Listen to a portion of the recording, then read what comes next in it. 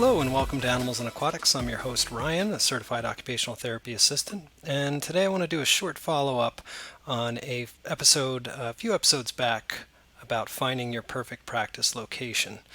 And specifically, I want to get into when I close my eyes and I think about what my dream therapy pool would look like. Some things jump out at me, and I'm sure some of those things would change over time or with use. I would probably want to change some things and alter and make improvements.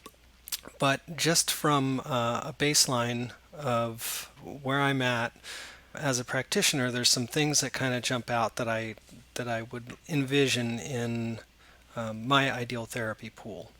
And the first thing that I think of, jumping right into it, would be the lighting.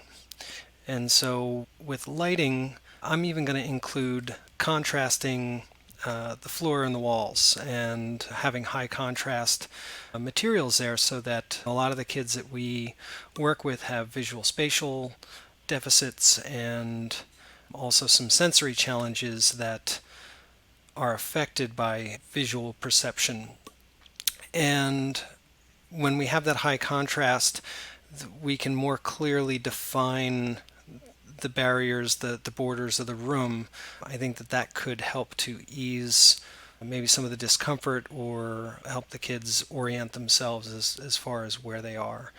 Moving on from there, dimmer. Having the ability to change the lighting in the environment, I think, is very, very important based on the goals that you're working on and the clients that you tend to see.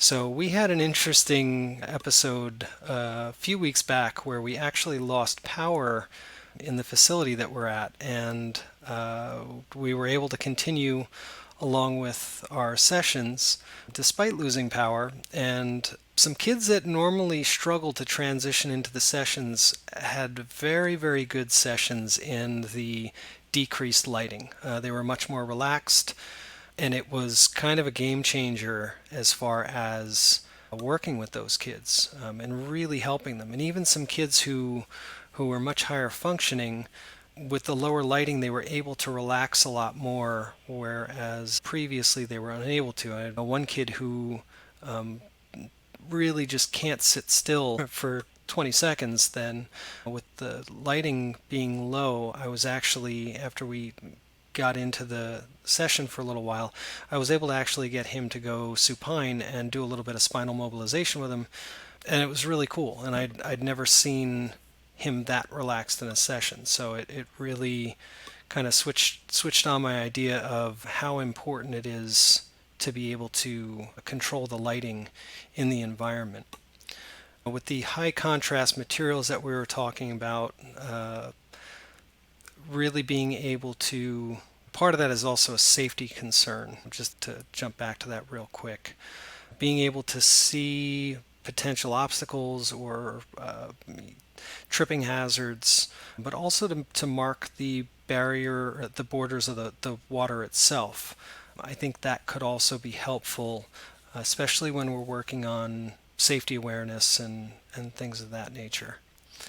I would also really like to have a variety of light sources available. So going along with that relaxation and dimming down the lights a bit, different colors of lights around the room and maybe even things that could throw patterns, I think could also be pretty effective in helping some of our kids who are more efficient at visual perceptual regulation. I think that having access to things like that, almost thinking of like a snoozlin room and how calming those can be, but also they're strange places because they're calming, but they also elicit attention. They calm, but they draw you in as well. And so I think some things like that could also, incorporating some of those elements could be very interesting and helpful. Next, going into the water. Currently, right now, what we use is we have a drop-in PVC ladder, and the slope of it is such that even for our kids who are struggling with some physical deficits where climbing a normal ladder is difficult, the the stairway definitely is helpful. And it's helpful in getting them into the pool and out of the pool in a safe fashion, and also practicing some of their ADL skills a little bit, and learning about how they can adapt their movements and using active assist of their other limbs to help them get up and down those stairs safely. But what I've seen in a few pools that I really like, again, in my ideal pool, having a sloping beach or a lagoon-style entry in the shallow end. So basically it starts off at ground and then it runs down into the water just like a beach. And what's great about this is that you can actually take an aquatic wheelchair in. I did a fieldwork placement at a children's hospital here in New Jersey, and they actually had they had a therapy pool. And so I didn't get to participate in that it was a level 1 placement, but I did get to observe a few sessions because I had said that I was really interested in it. And so my fieldwork educator was good enough to help me get access and meet the PT who was facilitating the sessions. And so I got to observe. And they had one of those lagoon-style entryways, and that seems ideal to me because regardless of your physical level, you're able to engage. The other thing that I think is great about that is that sometimes we have kids who have a hard time transitioning into the water. Either they're afraid of the water or they're not sure about getting in and getting fully into the pool. So having that lagoon as somewhere that they could sit and play in the water, and we can do some introductory play, slowly ease them into the idea of getting into the water, would definitely be something very, very valuable to have. So in that same lagoon area, I would also want some other things like the mushroom spray fountains, definitely a water table, that's an easy one. But then I started thinking a little bit bigger, and I mentioned snoozling rooms. And I started thinking about, well, what if we had a mini snoozling room built into the shallow end? And I don't know exactly how you do it with factoring in electricity and water. You typically don't want to mix those things. Again, I'm not a pool engineer, but in my mind, I can kind of see it clearly where you would have a mini snoozling room that's built into that shallow end of the pool. And that could also maybe be a place to help the kids. If a kid's becoming dysregulated, that might be a good location to help them kind of get back to downregulate a bit. And as I was going along, I was also thinking, well, what if you put speakers in there too? And then you could incorporate some therapeutic listening things for especially for kids who have a hard time wearing headphones. So mushroom spray fountain, water table, and mini snoozing room in the shallow end. The water temperature I would have around 88 to 92. That's right around where you want it. Number one, it's comfortable and it's calming and relaxing. Typically you're going to have a lower water temperature if you're like a lap lane swimmer, but this is a therapy pool, not a lap pool, so 88 to 92 is a sweet spot where everybody's comfortable, and it's good for facilitating healing. Along those lines, I would also go with salt or some other type of chlorine alternative. So the salt bromine is the most common alternative. However, I was seeing some things about magnesium and copper ionization. Magnesium is more touted for its healing and relaxing properties more than as a chlorine alternative. But copper ionization was another one, but it seems like that's just an additional add-on to keep algae down. So it seems like your salt is the better way to go, especially when you're looking at dealing with skin conditions or people who may be sensitive to chlorine. So moving along, then we'd have, as we go a little bit further into the pool, we would have kind of our middle area. And this is where the water is going to get it'll go down to about chest deep on an adult. And here I would want a few things. I would want some platforms that were available, either ones that I could move around or ones that were in place at different heights, or they have fancy ones that kind of go up and down that you can adjust on the fly. But this would be a good, having those platforms. So we have an instructional platform that we use at our current location, and it's basically indispensable. It's really effective for helping kids work if we want to decrease the level of buoyancy that they're experiencing, or increase, because with the particular one that we have, we can flip it over and the bottom's a little lower, so you'll stand a little deeper in the water, or you can flip it the other way and you'll be standing out of the water a bit more. So we can adjust the level of support that our clients are getting from the water, which is very useful when it comes to practicing things like balance or activities that require postural stability, but also things that we want them to work on where their hands are free, so they're not worried about using their hands to keep up out of the water or swim. So in our middle area, I would definitely like that.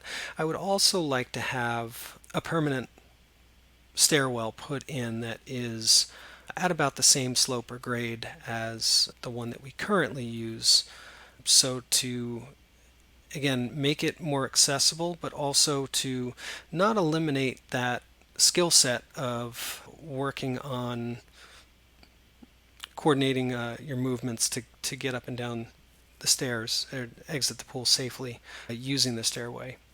And then going to the deeper end, I would still want a ladder, because again, I think that there's other value in using the ladder to exit the pool. And we've used ladders to test the Morrow reflex, so falling backwards and keeping your arms extended as you do, and watching the kid's response is a way that we learned about to test the Morrow reflex.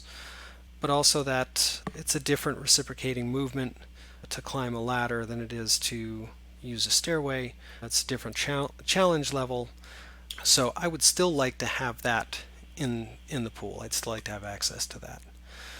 All right, now here's where we get a little bit crazier. So I mentioned before about the snoozle room and therapeutic listening. So there was a program that's been out for a few years over in the United Kingdom called liquid listening, and that it seems really interesting. I've looked into the training for it, and it looks like it's just in person, and you have to be in London, and I'm a long ways from there. So, but what they do is they will drop speakers into the pool, and there's sounds that are transmitted under the water. So this got me thinking about a program like therapeutic listening, and so maybe coming up with something that you could work that type of approach in, and having speakers under the water, but I would also want speakers above the water. So having a sound system where we could either play music or some type of listening protocol, and I think it would just give you a lot of access. I know I have a few kids that if we put on music that they really like, that really helps them regulate during the session. Another thing that I would want to have would be cameras. A lot of high-end therapy pools will have cameras both above and below the water, and they're hooked up to monitors, and the PTs can actually watch what the client's bodies are doing underwater, because you have a pretty good idea when you're working with a client. You can see what they're doing, but it's not as clear as if you had an underwater camera directly laterally to them, so you could see the movement, especially with the lower extremities when you're working on something like the platform. Having that underwater camera system with a monitor where you could see what's going on in real time is another piece that I would really like to include in my ideal therapy pool. We also want to consider our parents' clients or aides who are helping them get to and from their sessions. We work in pediatrics, so predominantly it's parents that we're interacting with.